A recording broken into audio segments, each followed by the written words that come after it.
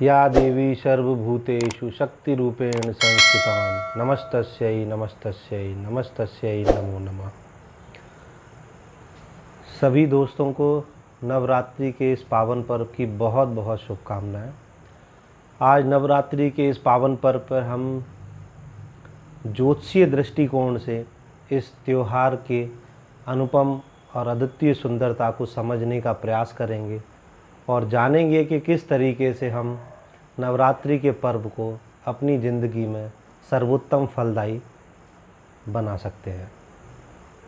तो दोस्तों, आज हम ये समझने की कोशिश करते हैं कि क्यों नवरात्रि के ये 9 दिवस हमारी ज़िंदगी में पूजा अर्चना, दान, तप, मंत्र सिद्धि या जाप के लिए अभीष्ट फलदायी माने गए हैं। क्यों हमारी ज़िंदगी में अगर कोई ग्रह प्रतिकूल प्रभाव डाल रहा है तो नवरात्रि के दौरान उसका जाप हमारी ज़िंदगी में अभीष्ट फलदायी होता है और क्रूर ग्रहों की प्रतिकूलता को कम करता है।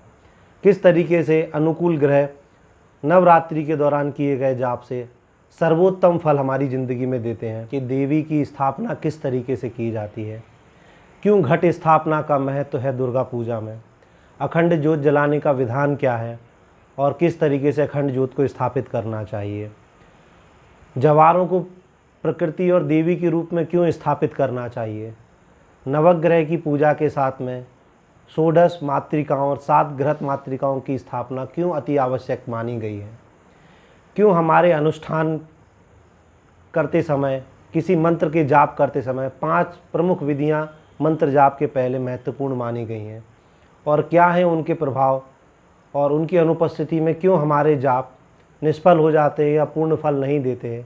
इन सारी चीज़ों को आज हम एक प्रेजेंटेशन के माध्यम से डिटेल में ज्योतिषीय दृष्टिकोण से समझने का प्रयास करते हैं। तो दोस्तों, जिस प्रकार से हम जानते हैं कि संपूर्ण चराचर ब्रह्मांड का केंद्र बिंदु माँ आदिशक्ति को माना गया है और उन्हीं की शक्तियाँ तीनों देवों ब्रह्मा विष्णु महेश उमा रमा ब्रह्माणी में और नवग्रहों में है, इसीलिए ये माना गया है कि नवग्रहों की पूजा अर्चना के लिए यदि तीनों देवों की पूजा की जाए तो वो अनुकूल परिणाम देते हैं। ठीक उसी तरीके से अगर माँ आदिशक्ति की पूजा की जाए तो ये सारे नवग्रह हमारी ज़िंदगी में अनुकूल परिणाम देते हैं और प्रतिकूलता को कम करते हैं। माता के अलग अलग रूपों को देश में अलग अलग नामों से जाना जाता है, उनकी पूजा अर्चना की जाती है। देवी के 51 शक्तिपीठ क्या हैं? जैसे हम सब जानते हैं कि माता आदिशक्ति ने देवी सती के रूप में जन्म लिया।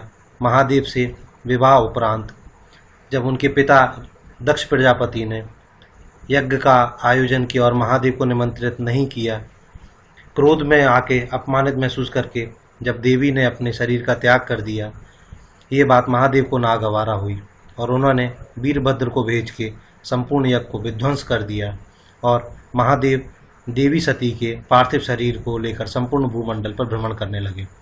तब श्री हरि नारायण ने सुदर्शन चक्र द्वारा माता के पार्थिव शरीर के 51 टुकड़े कर दिए, जो विभिन्न स्थानों पर गिरे और वहाँ पर शक्तिपीठ का निर्माण किया, जो हमारे लिए आस्था का प्रमुख केंद्र बिंदु माने गए हैं। क्यों नवरात्रि में देवी की आराधना 9 दिन की जाती है, माँ दुर्गा की उत्पत्ति कैसे हुई, इस चीज़ को हम समझने का प्रयास करते हैं। जब दैत्यराज महिषासुर ने देवताओं को पराजित कर स्वर्ग पर अपना अधिकार कर लिया और महिषासुर के प्रकोप से देवताओं को बचाने हेतु त्रिदेव भी सहायता मांगने के लिए और पुनः पराजित करने के लिए माँ आदिशक्ति के पास गए, तब तीनों देवताओं एवं अन्य देवतागण के तेज से अष्टभुजा वाली महिषासुर मर्दिनी माँ जगदम्बे उत्पन्न हुई। इन्हीं माँ शेरावाली ने 9 दिनों में युद्ध करके 9 विभिन्न रूप रख के महिषासुर का मान मर्दन किया और माँ दुर्गा का अवतरण इस धरती पर हुआ और इसी कारण नवरात्रि में आदिशक्ति माँ दुर्गा के 9 रूपों की पूजा कर मनोवांछित फल की प्राप्ति होती है। माँ के ये 9 रूप को हम नवरात्रि में प्रथम रूप को शैलपुत्री, द्वितीय को ब्रह्मचारिणी, तृतीय को चंद्रघंटा, चतुर्थ को कूष्मांडा, स्कंद माता, कात्यायनी देवी, महाकाली, महागौरी और सिद्धिदात्री के रूप में पूजते हैं। और मनोवांछित फल की प्राप्ति करते हैं। अब हम आगे माँ दुर्गा के 10 महाविद्याएं या तांत्रिक स्वरूप को समझने का प्रयास करते हैं। बहुत ही गूढ़ स्वरूप माना गया है देवी का, जिन्हें 10 महाविद्याओं के रूप में जानते हैं। श्री कुल और काली कुल में हमने इनको विभक्त किया हुआ है। माँ दुर्गा के इन 10 स्वरूपों को त्रिपुर सुंदरी, माँ भुवनेश्वरी, धूमावती, बगलामुखी, मातंगी, कमला या महालक्ष्मी, महाकाली, तारा देवी, छिन्नमस्ता और त्रिपुर भैरवी के रूप में जाना जाता है। इन रूपों का प्रादुर्भाव कैसे हुआ, इसको हम बहुत छोटी सी कथा के माध्यम से समझने का प्रयास करते हैं। एक बार महादेव और माता पार्वती वन में विचरण कर रहे थे। महादेव किसी बात से क्रोधित होकर वहाँ से जाने लगे। तब माता गौरी ने अपने 10 तांत्रिक स्वरूपों को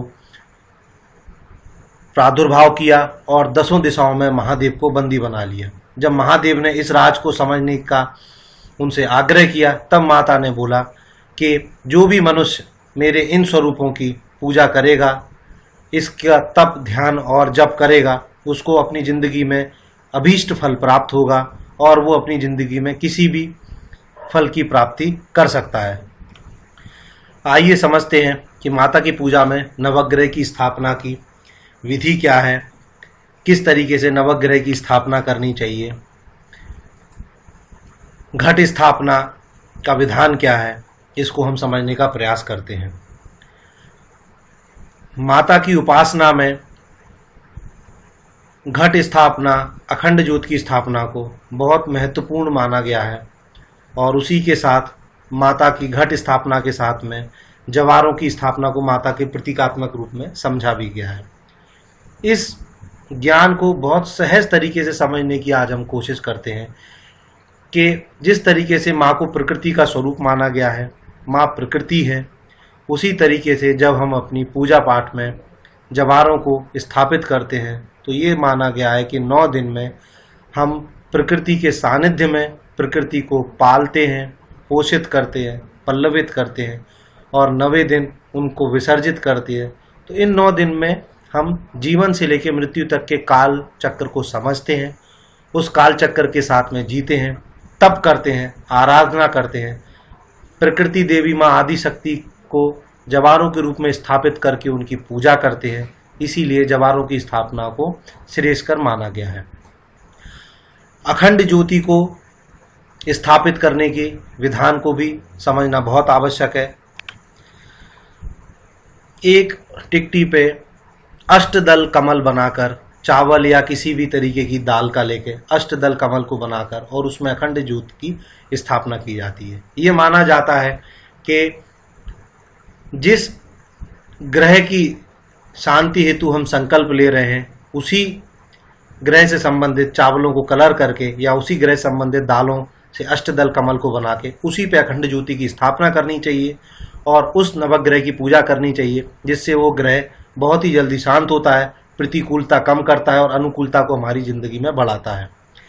16 मातृकाओं की स्थापना करनी चाहिए, गौरी गणेश की स्थापना करनी चाहिए और 7 घृत मातृकाओं की स्थापना करनी चाहिए। ये माना गया है कि घट स्थापना में वरुण देव की और 36 कोट देवी देवता घट के रूप में स्थापित होते हैं, तो सदैव माता की पूजा के साथ में अखंड ज्योत की और घट की भी पूजा करनी चाहिए, ऐसा विधान माना गया है और इससे देवी बहुत जल्दी प्रसन्न होती हैं। इन 9 दिनों में हमें ब्रह्मचर्य व्रत का पालन करना चाहिए, बाल नहीं कटवाने चाहिए, नाखून वगैरह छौर कार्य नहीं करने चाहिए। इन सब चीज़ों का भी ध्यान रखना अति महत्वपूर्ण है। जब हम अखंड ज्योत की स्थापना कर रहे हैं तो उस समय 9 दिन घर कभी भी खाली नहीं रहना चाहिए। अगर कहीं बाहर जा रहे हैं तो कोई ना कोई घर का एक प्रतिनिधि घर में अवश्य रूप से घर में रहे, अखंड ज्योत को खाली नहीं छोड़ा जाता है। घट एवं नवग्रह की स्थापना के शुभ मुहूर्त सुबह 8:36 से 10:35 तक, 11:36 से 12:24 तक और दोपहर 2:26 से 4:17 तक श्रेष्ठ समय माना गया है। अनुष्ठान एवं जप, इस विधि को समझना बहुत आवश्यक है। बहुत बार मेरे परिचय में लोग आके बोलते हैं कि हमने जप तो किया बट हमें पूर्ण परिणाम प्राप्त नहीं हुए, अनुष्ठान तो किया बट हमारे लिए निष्फल ही रहा। शुभता नहीं आई ज़िंदगी में। तो मेरा उनसे अनुरोध है कि अनुष्ठान या जप करने के पहले 5 प्रमुख बिंदुओं को ध्यान में रखना बहुत आवश्यक है। वो 5 प्रमुख बिंदु हैं। सबसे पहले है संकल्प। हम जिस मंतव्य के लिए, जिस ग्रह की प्रतिकूलता को कम करने के लिए या जिस ग्रह की अनुकूलता को बढ़ाने के लिए देवी से आराधना करते हैं, हमें सबसे पहले संकल्प लेना चाहिए। संकल्प में हमें अपना नाम, अपना कुल, अपना गोत्र का नाम और अपना मंतव्य को देवी के सामने रखना चाहिए और उनसे अर्चना करनी चाहिए कि हमारा संकल्प पूर्ण हो। उसके पश्चात विनियोग। विनियोग को इस तरीके से समझा जा सकता है कि इस चराचर ब्रह्मांड में असंख्य शक्तियाँ घूम रही हैं। जिस शक्ति की आप उपासना करना चाह रहे हैं, उस शक्ति को विनियोग के माध्यम से आमंत्रित किया जाता है, निमंत्रित किया जाता है, या यूँ बोलें कि हम उस शक्ति को विनियोग के माध्यम से अपने स्थान पर बुलाते हैं कि आप हमारे कार्य की सिद्धि के लिए आइए और हमारी मदद कीजिए। विनियोग आपके जप की सिद्धि का एक साधन है, जो इस जप की विधि का द्वितीय चरण है। तृतीय चरण न्यास होता है।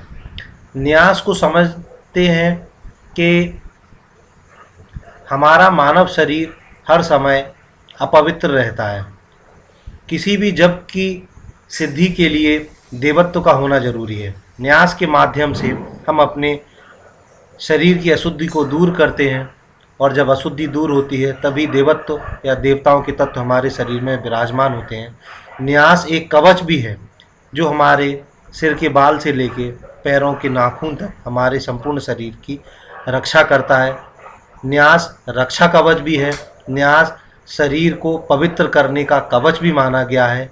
ये जप विधि का तृतीय चरण माना गया है। प्रतिदिन हमें संकल्प के बाद विनियोग, विनियोग के बाद न्यास करना चाहिए और उसके बाद चतुर्थ चरण की तरफ जाना चाहिए जो आवाहन है।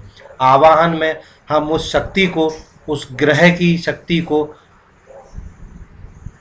बुलाते हैं, उनका आवाहन करते हैं कि हमारे जप के, हमारे अनुष्ठान के सिद्धि में सहयोग प्रदान करें, आएँ और हमारी पूजा और हमारे मंतव्य के लिए जो श्रेष्ठ कर फल है वो हमें प्रदान करें। तो प्रत्येक दिन हमें अपना जप प्रारंभ करने के पहले उस मंत्र की, उस शक्ति का आवाहन करना चाहिए। ये चतुर्थ चरण होता है। और पंचम चरण होता है ध्यान। हमें उस शक्ति का ध्यान करना चाहिए, उनकी पूजा अर्चना करनी चाहिए। उस जप के पहले उसका ध्यान करके हमें उनको सिद्ध करना चाहिए कि हमारा जप और हमारा मंतव्य हमें शुभ फलदायी रहे। उसके लिए उनका ध्यान करें और उसके पश्चात ही हमें जप विधि का प्रारंभ करना चाहिए। नवग्रह शांति हेतु बीज मंत्र सबसे श्रेष्ठ माने गए हैं। सूर्यदेव के लिए ओम ह्राम ह्रीम ह्रौम स सूर्याय नमः जप संख्या 7000, समय सूर्योदय काल माना गया है। चंद्रदेव के लिए जप संख्या 11000, समय संध्या काल अच्छा माना गया है। मंगल ग्रह के लिए जप संख्या 10000, दिन का प्रथम प्रहर श्रेष्ठकर माना गया है। बुध देव के लिए जप संख्या 9000, मध्याह्न काल माना गया है। बृहस्पति देव के लिए 19000, जप का समय प्रातः काल माना गया है।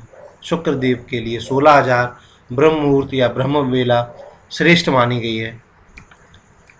शनि देव के लिए 23000 मंत्रों की जप संख्या, समय संध्या काल माना गया है। एवं राहु और केतु के लिए 18000 और 17000 और समय रात्रि काल माना गया है। यहाँ पर यह समझना अत्यंत आवश्यक है कि ये जप संख्या सतयुग की है और कलयुग में इसका 4 गुना यदि हम राहु का ले रहे हैं या केतु का ले रहे हैं, शनि का ले रहे हैं, सूर्य का या किसी भी का ले रहे हैं, उनकी जो जप संख्या है उसको 4 से हम गुना करके जो हमारी जप संख्या आएगी हमें उतने जप करना चाहिए। ये श्रेष्ठ माना गया है। शनि के लिए 23000 है तो कलयुग में उनकी जप संख्या 92000 होगी। तो मेरा सुझाव है कि इसको 4 गुना करके करें तो हमारे लिए अभीष्ट फलदायी रहेगी।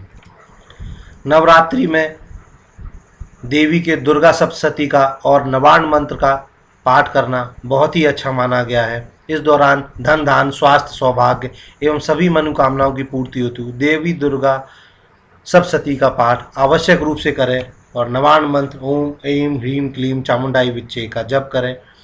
माँ दुर्गा सबका भला करेंगी और सारे मनोरथ आपके सिद्ध होंगे। आशा करता हूँ कि इस वीडियो में दी हुई जानकारी का आप उपयोग करेंगे और अपने मंतव्य को सिद्ध करेंगे। माँ दुर्गा सबका भला करें। शुभ नवरात्रि।